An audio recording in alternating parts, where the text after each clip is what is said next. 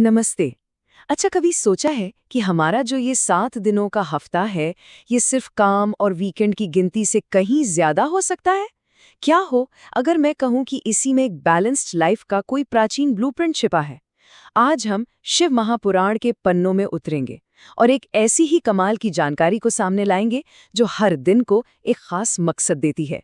तो चलिए इस डिवाइन डिजाइन को मिलकर समझते हैं। तो इस सफर में हम कहाँ-कहाँ जाएंगे? सबसे पहले तो हम देखेंगे कि ये सारी कहानी एक बहुत ही गहरे सवाल से शुरू कैसे हुई। फिर हम उन दो खास रिचुअल्स को जानेंगे जो इसकी नींव हैं। उसके बाद हम देखेंगे कि कैसे भगवान शिव ने हर दिन को एक खास इरादे से बनाया। और हाँ, सबसे जरूरी बात, आखिर में हम ये भी समझेंगे कि इस एंशिएंट विजडम को अपनी आज की जिंदगी में कैसे शामिल किया जा सकता है। देखिए, हर महान ज्ञान की शुरुआत ना अक्सर एक बहुत ही सरल लेकिन गहरे सवाल से होती है। और इस मामले में भी बिल्कुल ऐसा ही हुआ। सब कुछ शुरू हुआ ऋषियों की जिज्ञासा से। वो लोग जो सिर्फ दुनिया में रहना नहीं चाहते थे, बल्कि सही मायनों में एक पर्पसफुल जिंदगी जीना चाहते थे। और ये रहा वो सवाल जिसने सब कुछ शुरू कर दिया। जो ज्ञानी ऋषि थे वो एक साफ साफ गाइडेंस चाहते थे, एक सही जिंदगी जीने के लिए। उनका सवाल सिर्फ कोई फिलॉसफी नहीं थी, नहीं, बल्कि वो एक प्रैक्टिकल गाइड की मांग कर रहे थे। और बस यही मांग हमें उस ज्ञान की ओर ले जाती है जिसे आज हम समझने वाले हैं। तो ऋषियों के सवाल का जवाब और सप्ताह के इस पूरे रहस्य को अगर हमें ठीक से समझना है, तो पहले दो बेसिक रिचुअल्स को जानना होगा। इनका जिक्र इस ग्रंथ में बार बार आता है। आप यूं समझिए कि ये उन बिल्डिंग ब्लॉक्स की तरह हैं जिन पर बाकी सब कुछ टिका हुआ है। अब यहाँ जो बात वाकई दिलचस्प है, वो है इन दोनों रिचुअल्स के बीच का छोटा सा लेकिन बहुत जरूरी फर्क। देखिए, जो अग्नि यज्ञ है वो रोजमर्रा के बैलेंस और जनरल वेलबींग के लिए है। मतलब इसे एक तरह की रोज की जाने वाली स्पिरिचुअल हाइजीन समझ लीजिए। वहीं दूसरी तरफ देव यज्ञ ज्यादा फोकस्ड है। ये उन मौकों के लिए है जब कोई समृद्धि, स्वास्थ्य या सुरक्षा के लिए किसी खास डिवाइन हेल्प को बुलाना चाहता है। तो एक स्टेबिलिटी बनाए रखता है और दूसरा एक टारगेटेड चेंज लाता है। और इसी अग्नि यज्ञ का एक सबसे जरूरी रूप है अग्निहोत्र। ये एक डेली प्रैक्टिस है जो दिन की रिदम को दिखाती है।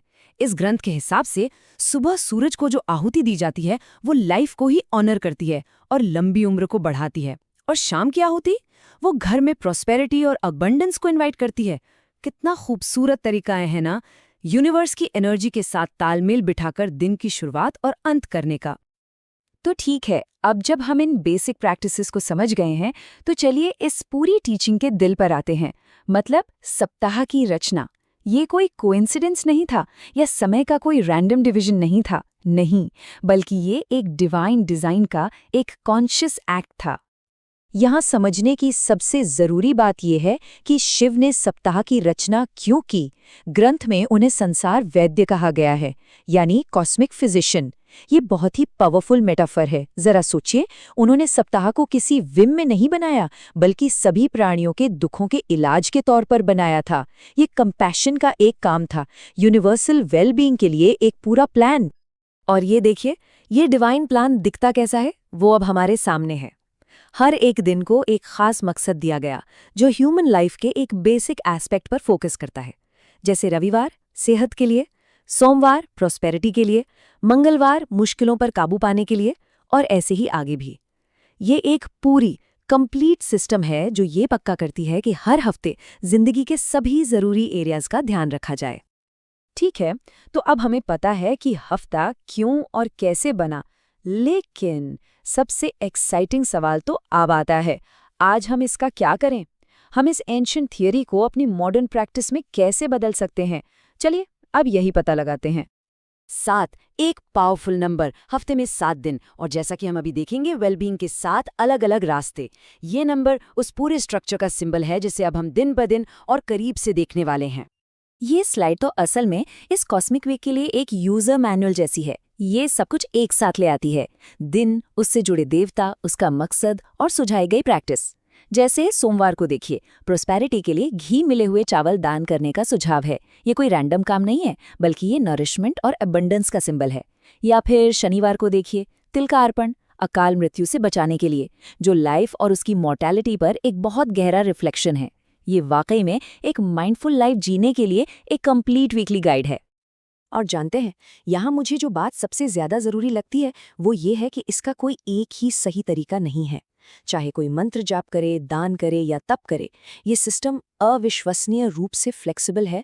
मतलब ये परफेक्शन के बारे में है ही नहीं, ये सच्ची नियत के बारे में है।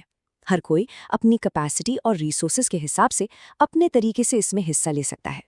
तो अब हम अपनी इस खोज के अंत की तरफ आ रहे हैं, और यहाँ हमें इस पूरे ग्रंथ का शायद सबसे इम्पॉर्टेंट मैसेज मिलता है कि ये रास्ता हर किसी के लिए खुला है। ये बाय नेचर इंक्लूसिव है। ये श्लोक सच कहूं तो इस पूरी टीचिंग का दिल है। ये बेसिकली यही कहता है कि स्पिरिचुअलिटी कोई लग्जरी नहीं है। इससे फर्क नहीं पड़ता कि किसी के पास कितना पैसा है। जो मैटर करता है वो है डेडिकेशन और एफर्ट। ये कितना डेमोक्रेटिक और एम्पावरिंग आइडिया है ना?